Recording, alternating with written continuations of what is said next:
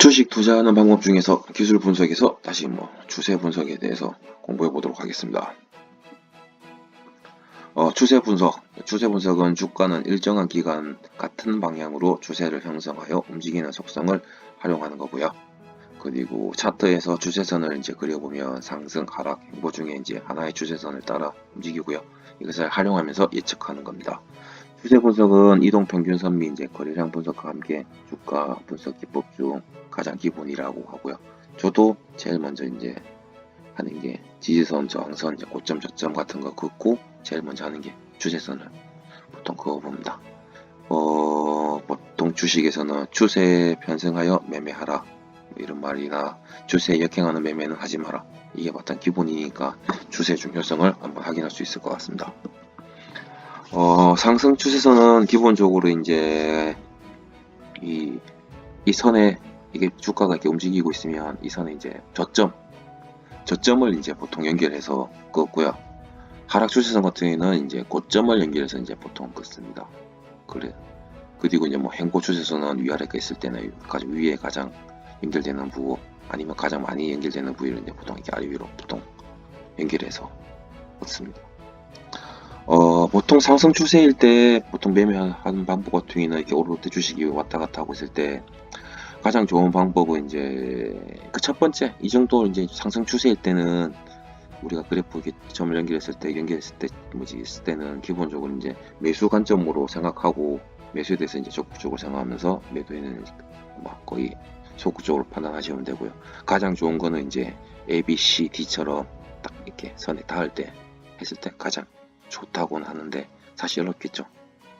그리고 D1처럼 이탈하면 지지선이 이제 무너지는 것으로 상승 추세가 무너진 것을 이제 예측해야 되는데 또 반드시 또 그런 건 아니고요. 이탈할 때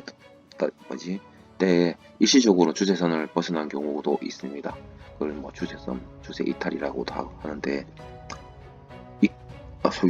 속임수 보통 매일 이런 식으로 얘기하는데 이런 경우에는 하루나 이틀, 그러니까 이거는 일봉으로 봤을 때니까 있을 때 바로 이제 또 금방 복귀하는 경우가 많습니다. 그 하락 추세선에서도 아까 기본적으로는 이제 아까랑 반대로 생각하시면 되고, 아마 하락 추세선에서는 보통 매도 관점이고요. A, B, C, D가 이제 이게 닿을 때마다 이제 보통 이제 매도를 하면 되고, 기본적으로 이때는 매도를 계속 하는 추세이기 때문에 특히 단기 수익을 실현하려고 여기서 이제 하려고 하면 제일 어렵습니다. 하락 추세에서는 우선 최대한 매수는 최대한 안 하는 게 좋다고 생각합니다. 그래도 D1처럼 이제 추세선을 아까처럼 또 상향 돌파할 때 주식은 이제 다시 매수하면 아무래도 저점에서 살 수 있다고 생각합니다.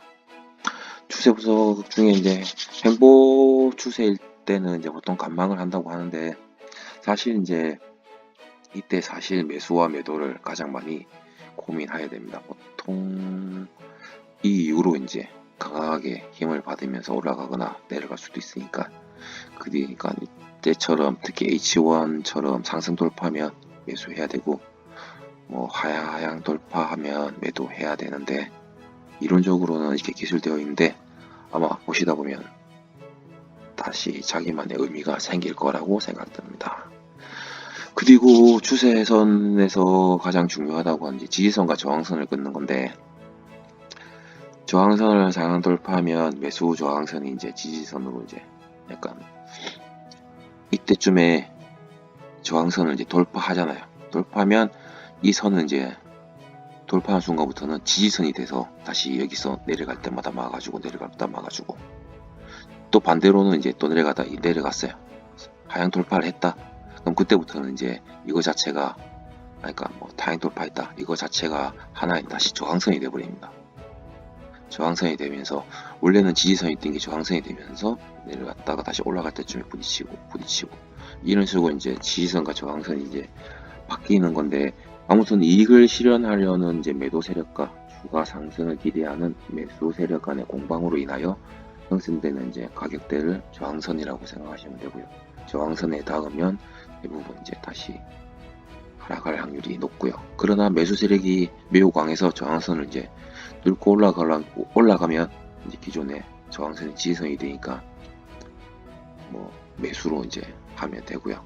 반대로 이제 뭐 아까 말씀드린 것처럼 가격이 하락하면 매수하고 싶은 이제 하락하면 이제 매수하고 싶은 심리가 생기면 하락하는 경우에 매수 세력이 들어와서 가격이 다시 상승하는데 이 가격대를 이제 다시 또 지지선이라고 합니다. 그러나 이제 만약에 지지선에 가격이 시되지 못하거나 하락되면 다시 또 바뀔 수가 있으니까 매도하고요. 뭐 이런 식으로 지지선과 저항선이 저는 개인적으로 제일 중요하게 생각하니까 우선 차트 분석할 때 지지선과 추세선 같은 경우에는 뭐 어려운 건 아니니까 계속 연결하면서 그려봐야 됩니다. 그리고 추세선은 기울기를 이제 보통 이용할 수도 있는데 추세선의 기울기가 이제 보통 가팔라지는 경우에는 이제 조만간에 이제 추세 이탈이 발생할 가능성이 높아요. 그래서 이제 보통 매도를 검토하고 있고요. 추세선이 이제 완만해지는 경우에는 급등세가 나타날 수도 있으니까 이제 뭐 적극적인 이제 매수 시점으로 생각합니다.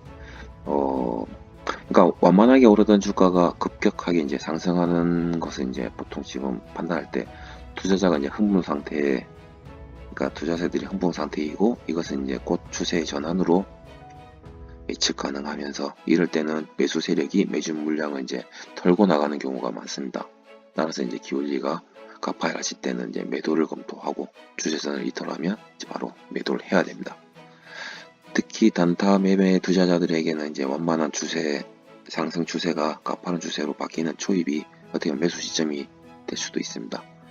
반대로 이제 하락 추세에서는 기울기가 가팔라진다는 것은 추가 하락에 대한 공포심으로 투매가 쏟아져 나오는 경우가 많으므로 반등을 고려한 매수 관점.